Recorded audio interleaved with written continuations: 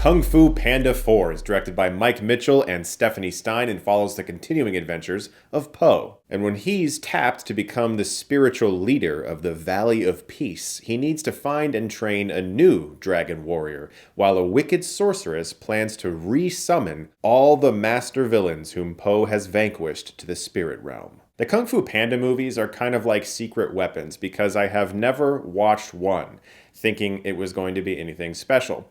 The first movie I actually didn't think was going to be good. It ended up being really good. Same with the second, same with the third. These are surprisingly good movies. And while Kung Fu Panda 4 is probably the least of the four, I still think this is a decent, very enjoyable family film that adults and kids are going to have fun watching. This movie entirely does away with the supporting cast that we've come to know from the other films. I can only assume that might have something to do with budgetary restraints of getting actors like Angelina Jolie to come back, or maybe they just wanted to go in a different direction. And even though the animation was typically gorgeous, it's a DreamWorks production, it's going to look great, I found myself a little bored. I was twiddling my thumbs, kind of wondering when the movie was going to get started. There's a fun action scene where he takes down a stingray. I saw this movie in 3D because it just happened to work out for my schedule. The one time that I could see the film today, the only showtime in the theater near my house was a 3D one. And I was like, all right, I'm not really a big fan of 3D movies, but I went. It's also one of the first 3D movies I've seen since getting laser eye surgery, so I didn't have to put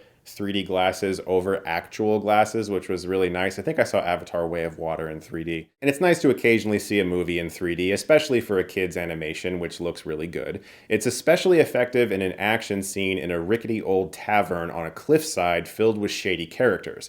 This is also where the movie really starts to come alive. He teams up with a fox voiced by Awkwafina. He captures her trying to steal some artifacts, puts her in jail, and she's one of the few people who understands Viola, this sorceress known as the Chameleon, who can shapeshift into anything. The action also picks up a lot here. There's a great chase through a city to an orchestral rendition of Crazy Train, featuring a moment where everyone, including the law enforcement, slows down to avoid knocking over any valuables in an antique shop. And once the movie began to embrace its theme, which is essentially accepting change, even though change can be very scary, and embracing it and realizing that sometimes change actually is better and that our lives become better as a result of it. I think that's really great for kids to hear because kids are in a constant state of change. But it's also good for adults to hear because I think we all fear change. And that's probably the best thing I can say about Kung Fu Panda 4 is that the action sequences are very fun. The 3D, if you choose to see it in 3D, was very effective. But it also does lean into the idea, especially with Awkwafina's character,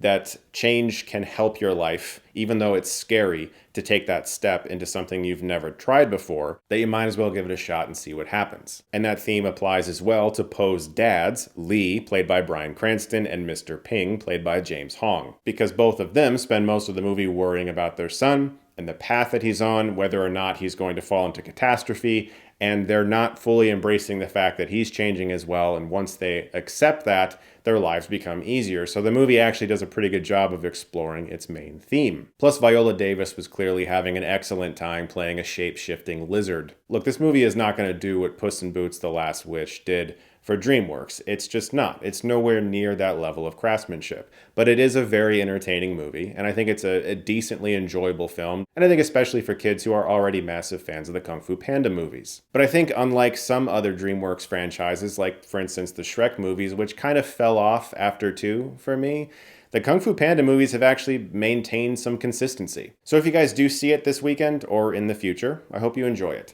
Look forward to this weekend because my feature presentation is going to be on the film Breakdown, the 1997 film with Kurt Russell, directed by Jonathan Mostow, which is very underappreciated. I've always wanted to talk about that film, and I'm looking forward to doing that with you guys. Thank you so much, as always, for watching, and if you like this, you can click right here and get Stuckmanized.